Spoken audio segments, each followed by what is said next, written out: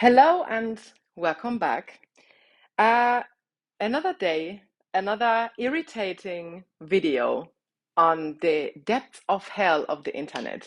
Um, I figured f- for some reason this feature isn't available here, so I'm going to show you the video on my son's phone and I'm going to tell you my mind on the video afterwards, okay? So here we go.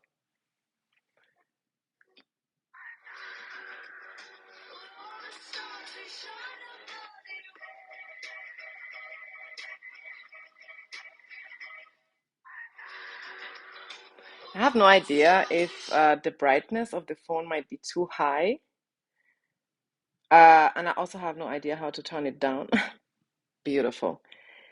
Someone said the other day I should start editing my videos, like cutting it, which is never going to happen. So let's try again.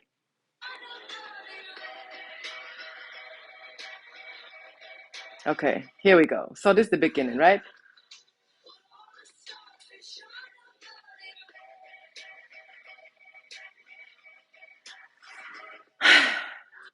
The caption says, and I quote, point of view, it was all fake, hashtag acting. Now, that's just a disclaimer, okay? This is in no way or form supposed to be hate for this particular creator. This is more generally speaking, because this trend, I think it was late 2020 or something like that. This trend was like all over TikTok, which I found it irritating then, and I'm still finding it irritating now. And I'm surprised that people are still doing it and they find nothing wrong with it. Okay, so this particular creator, if we go through the comments, um, people are also irritated. Like someone said, "What is going on here?" And that comment got 65,000 likes.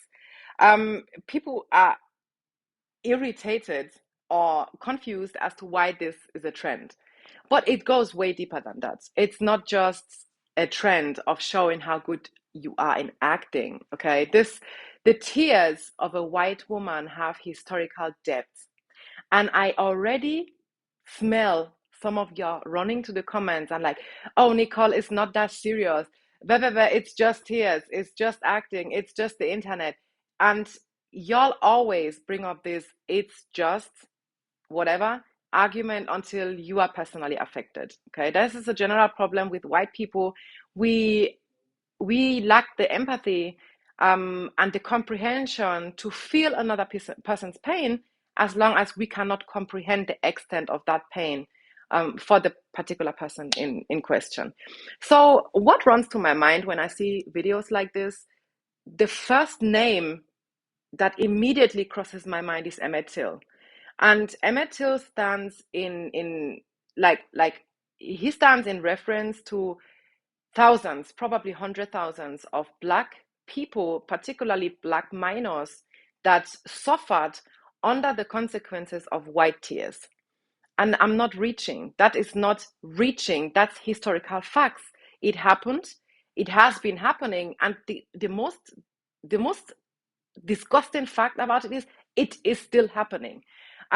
Last year, I think it was in summer 2021, when I'm sure y'all can remember that white woman that threw herself on the floor on a shop in a shop. She threw herself on the floor and was screaming harassment. You, luckily, the Black woman in question filmed the whole thing, and it went through the roof. It went viral globally. People saw it, and this is the danger of white tears that Black people have been talking about. So when I see videos like this, it's not as if that is pure acting. Okay, let me just paint a picture for you, okay? We live in an ideal world, okay? There's no racism. There are no races. There's no white supremacy, and the past has not happened the way it happened now.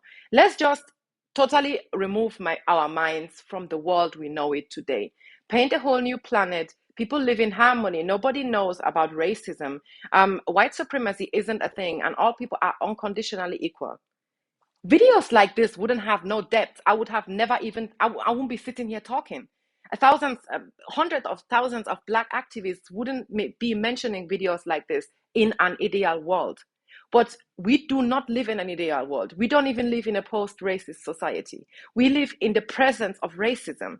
We live in the presence of the past. And if you let that sink in, it's deep as fuck. We live in the presence of the past because the past still affects our present situation and our present stand in society as white people, as much as the past affects the present stand of Black people in society. There is this, it's like a saying or whatever. I read it in the internet. I am deeply sorry. I don't know who originally said it. So if you, by any chance, know who originally said it, please leave it in the comments. I'm going to pin the comments. So the saying is, no white person is responsible, no living white person is responsible for slavery, but every white person, living white person, reaps its benefits just as every living white, a Black person wears its scars. And if that is not a wake-up call, I don't know what else is. I don't know what else is, because I do not actively need to have ever owned slaves for me to benefit from slavery. And I, as much as I do get that that's a very deep and accusing and guilty statement to make, and I know that that statement comes with a lot of collective guilt. It comes with a lot of accusations of being guilty over something that we never had no hand in. At the same time, it comes with a call for accountability, and we failed to answer the call of accountability of the past, the present, and most likely the future. Black people have been trying to hold us accountable, and our white privilege has been causing us to slip out of that accountability, just like you're trying to hold water. This is how Black people have been trying to hold white people accountable, but we've been slipping through that accountability for the last 600 years. I've never seen a single white person being fully accountable towards their own privilege. I am not fully accountable to my own privileges because I am systematically not able to hold that accountability or to being held that accountability towards my own privileges, because the system does not even acknowledge white privilege to begin with. So how in the world will you ever hold someone accountable for a systemic problem that's officially not even a problem, that officially doesn't even exist? It's like fighting a translucent enemy. It's like fighting someone that's not present, but it's always present. That's like fighting trauma that you have not experienced, but at the same time, the trauma is always present because it was done to you, but differently, like, white people know that there is something like generational trauma. We know it has been historically proven that, or factually, scientifically proven, that as a Black person, you can endure generational trauma. You can have that inherited in your DNA, in your behavior. It reflects who Black people are, or a part of what they are and who they become.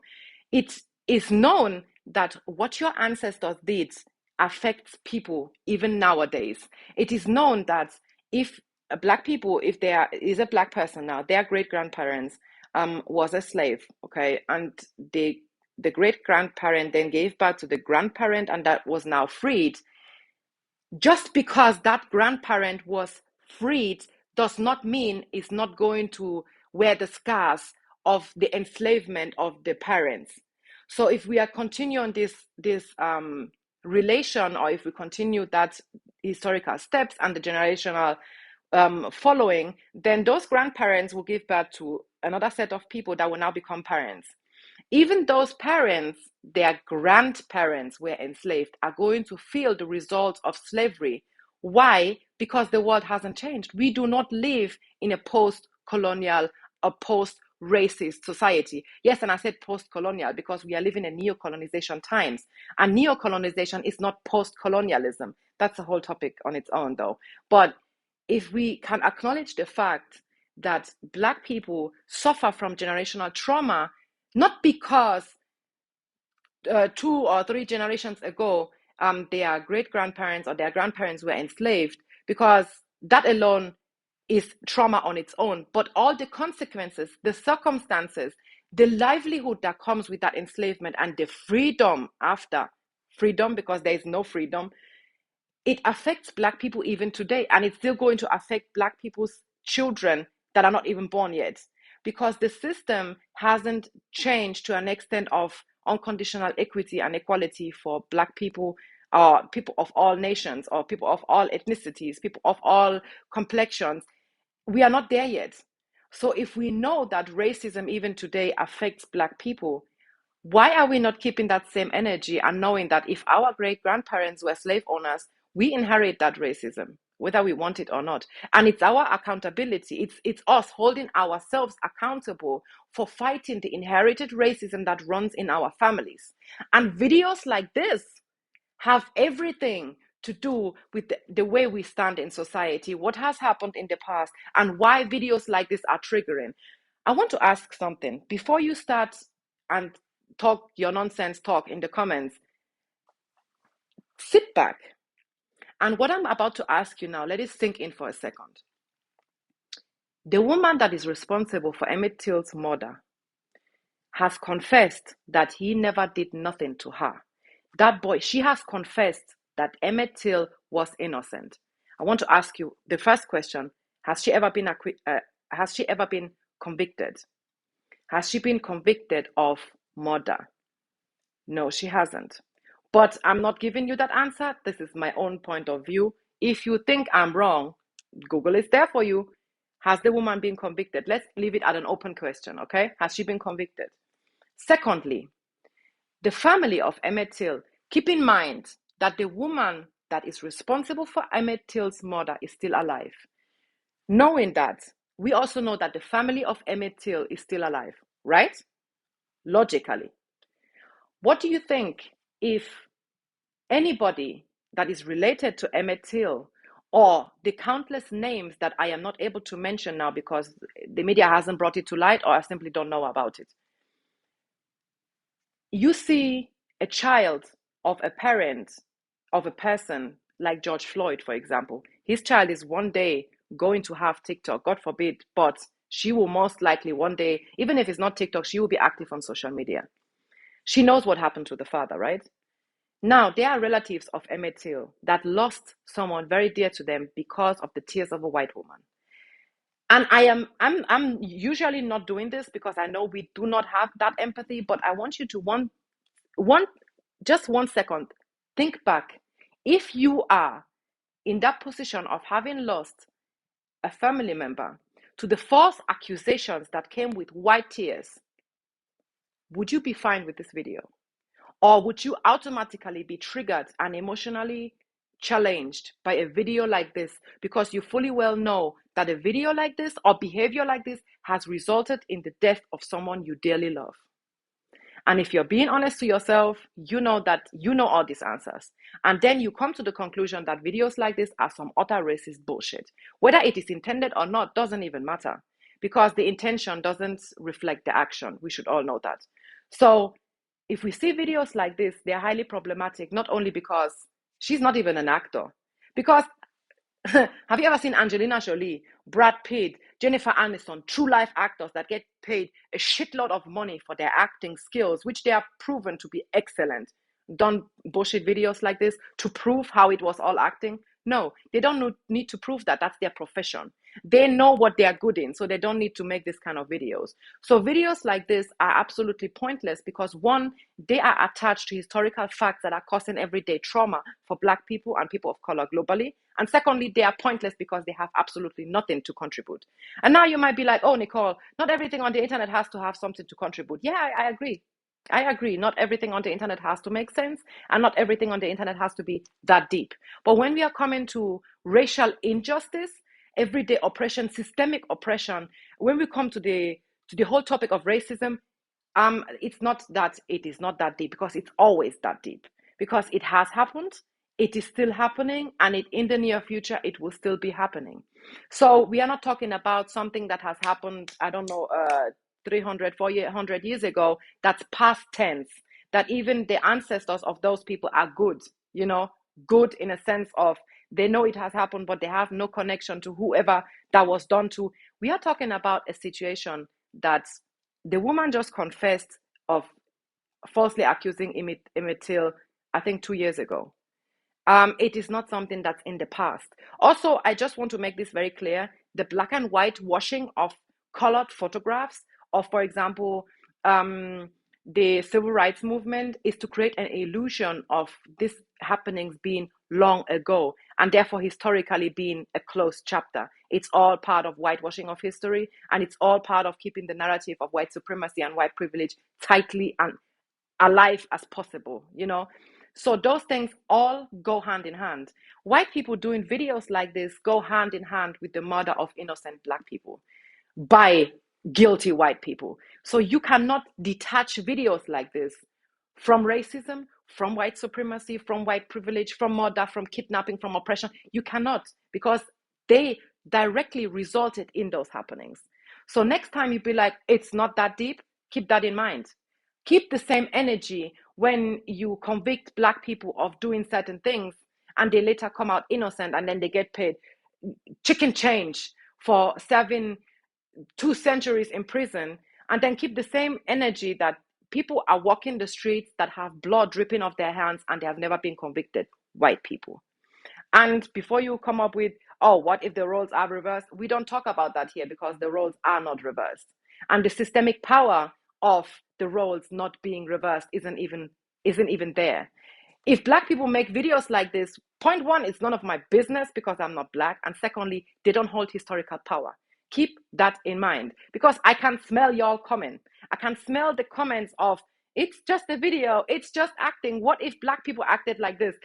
Black people never falsely accused white people with Black tears, and that resulted in the murder of a Black child, a white child, through the hands of the tears of a Black woman. That has never happened. It will most likely never happen. And before it even gets to that, the system has to completely be unfolded and folded again, torn apart and stitched together again. You don't understand the depth of the system if you really think that if the roles are reversed, this wouldn't be a problem. Because then you could as well be like, oh, Nicole, if you were a millionaire, would you be working? This what if is some utter bullshit, because you are creating a false reality that holds no historical power and holds no systemic facts behind it. So you're creating a fiction to justify racist acts. I mean, if you're racist, just say that. It's simple. We don't need to waste our breath running back and forth. Oh, if Black people would do videos like this, you wouldn't be talking. No, the fuck, I wouldn't. I wouldn't. And reasons best known to you. So that's today's topic. And if you have gotten to this place, thank you for watching and see you soon.